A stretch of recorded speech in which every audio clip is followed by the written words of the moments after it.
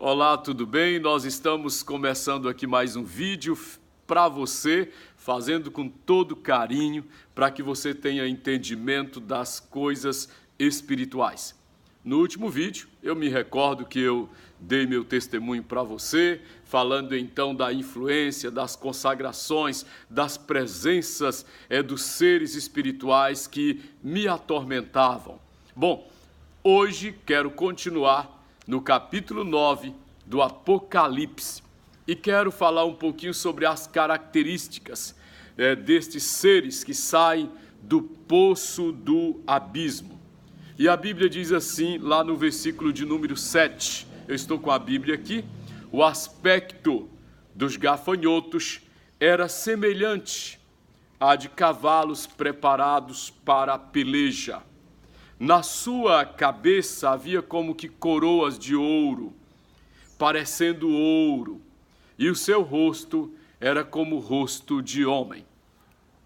Há três características aqui que nós devemos atentar para elas. Quero só recordar que uma estrela caída do céu abriu o poço do abismo e saiu uma fumaça, obscureceu o sol e o ar. Falamos então sobre o ser caído, que era essa estrela. Falamos sobre o obscurecimento das consciências humanas, das pessoas. Falamos então da necessidade da intervenção divina para que as pessoas, de fato, elas tenham entendimento das coisas de Deus. Dei meu testemunho para você, mostrando então como estes seres agiam então na minha vida e as consagrações espirituais pelas quais passei. Mas agora, nesse versículo 7, vamos tratar das características dos gafanhotos. A primeira característica que nós vimos aqui, que eles eram como cavalos preparados para a peleja. O que significa isto? Há 2000 anos atrás, o instrumento principal de guerra eram os cavalos. Nós não tínhamos tanques, aviões, porta-aviões, submarinos. Não, claro, isso é resultado de toda a revolução tecnológica, industrial e tecnológica. Porém, naquela época, o instrumento era o cavalo. O cavalo preparado para a peleja, para a guerra. Isso significa que estes seres saíram do poço do abismo para fazerem guerra. Eles não saíram para brincadeira. Eles não saíram para entretenimento. Enquanto a raça humana, enquanto os seres humanos se prendem aos entretenimentos, esses seres saíram para fazer guerra, para guerrear então contra os homens. Uma segunda característica que nós encontramos nesse versículo 7 é justamente que a Bíblia diz que eles tinham sobre a cabeça coroas parecendo de ouro. E aí, quando a gente pensa em coroa, a gente pensa em rei. Quando a gente pensa em rei, a gente pensa que o rei tinha atributos. E um atributo real é a soberania, é o domínio. Ou seja, estes seres com coroas na cabeça, então significa que eles saíram para dominar, para, na verdade, exercerem controle, para dominarem as mentes humanas. Nós sabemos que tantos fatos acontecem no mundo e muitos desses fatos têm um domínio de natureza espiritual. Eu não sei se você já parou para pensar, mas há determinados momentos na história que determinados fatos acontecem de uma forma espalhada para vários lugares ou em vários lugares.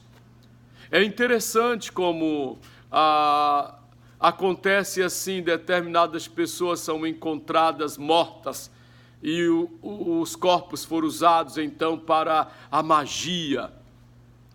Há um tempo atrás estavam encontrando muitas pessoas com agulhas pelo corpo. Muitas vezes uma onda de suicídio.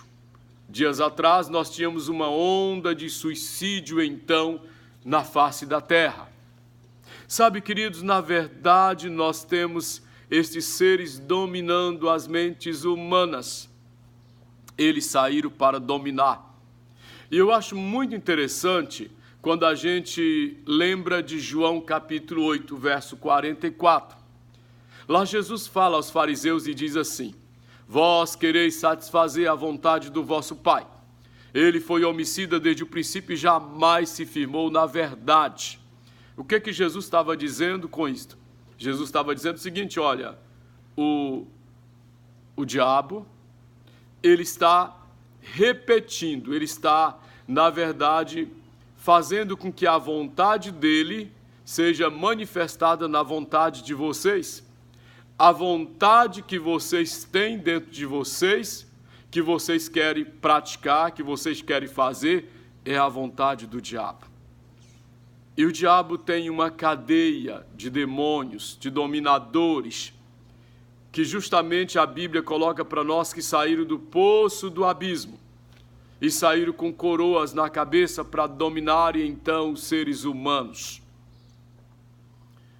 Eu tenho dito também que os demônios são mais perigosos.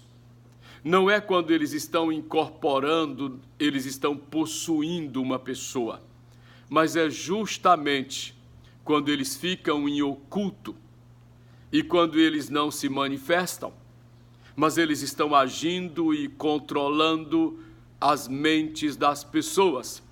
E as pessoas têm desejos, vontades, quando na verdade não são delas, não são originários delas, mas vêm deles.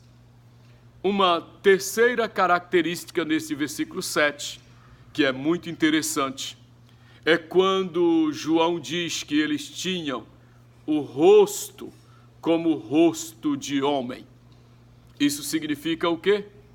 João está dizendo então que eles são seres inteligentes, ou seja, eles planejam, eles projetam, eles usam de estratégias, de metodologias, e eles sabem, na verdade, como alcançar, como chegar então às pessoas.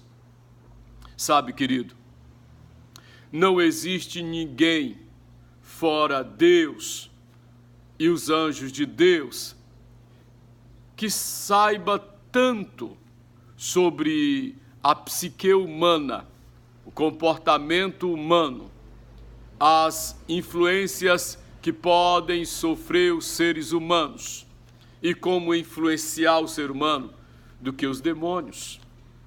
Eles, na verdade, vivem, eles existem nesta esfera de vida, tentando influenciar comportamentos, justamente para que os homens vivam comportamentos distantes de Deus, para que as pessoas, na verdade, se voltem a uma vida rebelde, a uma vida em rebelião contra o seu Criador.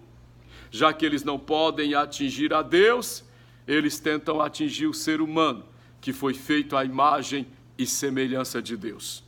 Quero dizer a você que você é feito à imagem e semelhança de Deus. Você foi feito com um propósito. A sua vida tem significado. A sua vida tem propósito. E eu quero dizer a você, busque a Deus. Avalie a sua vida. Olhe para dentro de você, olhe para a sua vida e comece a pensar o que eu estou fazendo de minha vida. Eu estou me parecendo com Deus, eu estou me parecendo com o Senhor Jesus, eu estou seguindo de verdade. Há um chamado do Senhor para a sua vida, há um chamado do Senhor para o seu coração. Antes de orar, eu gostaria de pedir a você, se inscreva no nosso canal, divulgue o nosso canal e vamos espalhar esse conhecimento acerca das coisas espirituais. eu gostaria de orar por você e colocar a sua vida diante de Deus. E de todo o seu coração, você busque aquele que fez os céus e a terra e ama você. Pai, em nome de Jesus Cristo de Nazaré, nós colocamos diante do Senhor cada pessoa que acompanha este vídeo, que assistiu este vídeo, que está acompanhando neste momento. Pai, que o Senhor abençoe cada vida, abençoe a família de cada um e também de todos aqueles que estão compartilhando. Senhor Deus, que a mão misericordiosa e poderosa do Senhor seja manifestada para a salvação e para a vida eterna em cada pessoa, em nome de Jesus Cristo. Um abraço a você, que Deus te abençoe em Cristo Jesus.